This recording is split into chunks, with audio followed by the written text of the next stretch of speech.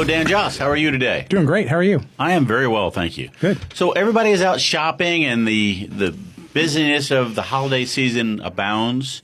People are at home shopping and That's online. what I was going to say. I'm not out shopping, but I'm shopping.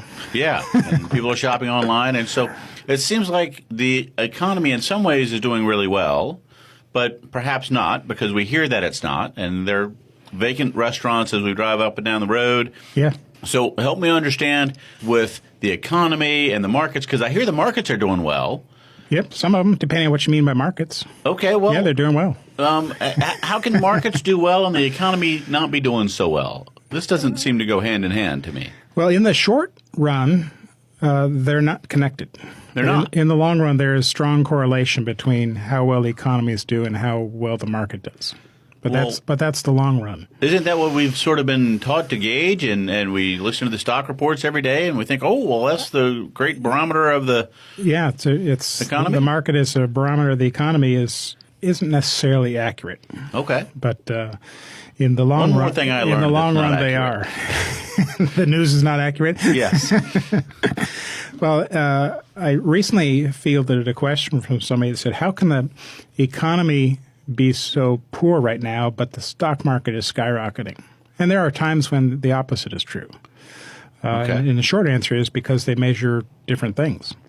And a little bit longer answer is because that's a difficult question to ask. I mean, why isn't the market, well, what market? The Dow Jones Industrial, the S&P 500, the NASDAQ, the Wilshire 5000, Trader international market, right? Yeah, the world market, Toronto market, and right. The Yorktown market. They're all different. Okay. And they all measure different things. And so to say, why is the market doing well?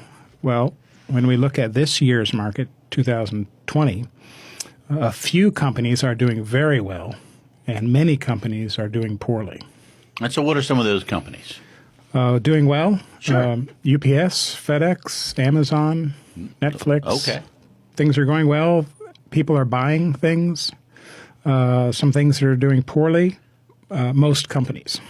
Okay. The worst probably are like the cruise lines, entertainment. Yeah. I would not want to be in the cruise line business right now. And so if you can't go on a cruise, then you buy things online, and the shipping companies do well. Just not the shipping companies that are carrying people. It's the shipping companies that are carrying packages. Gotcha.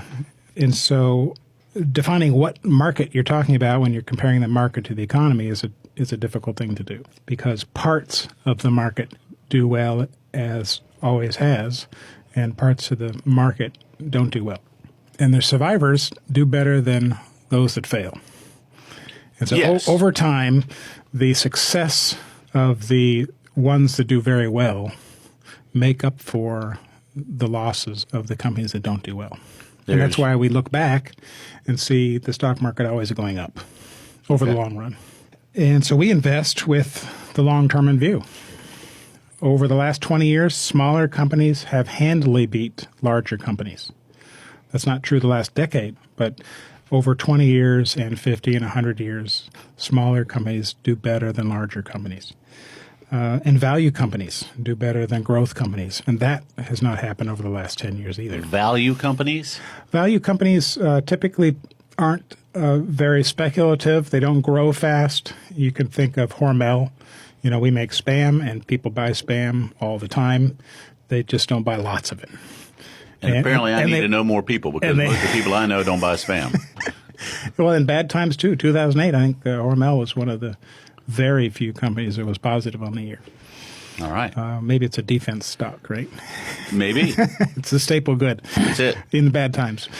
Or if you're Hawaiian, I think. Yes. Ordered a lot of Spam. Spam is a big deal in Hawaii. And so the markets have a strong correlation to earnings over the long run, and not necessarily correlation to how the market or how the economy is doing right now. Gotcha. Because in the market price that we see every day, that's, as you mentioned, advertised every day, the market prices that we see advertised every day in the newspaper, on the radio, on the internet, have fear and greed priced into them. Okay. And so lots of assumptions, and a lot of it is based on the news we just heard, whether it be good or bad.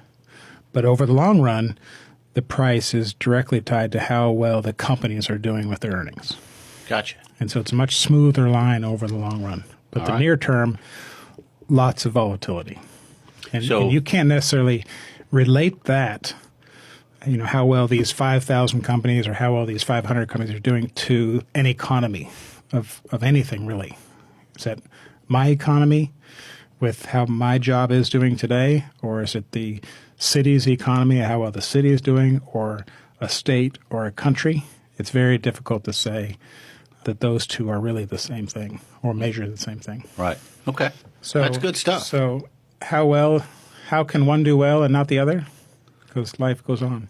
Yeah, life goes on, and they're not the same. And they're not the same thing. Okay. That makes good sense now. I appreciate you shedding some light on that. Sure. If somebody would like to get in touch with you, what's the best way for them to do that? They can call me at 757-903-2127 or check out our website, jossbrown.com. Excellent. We appreciate it very much.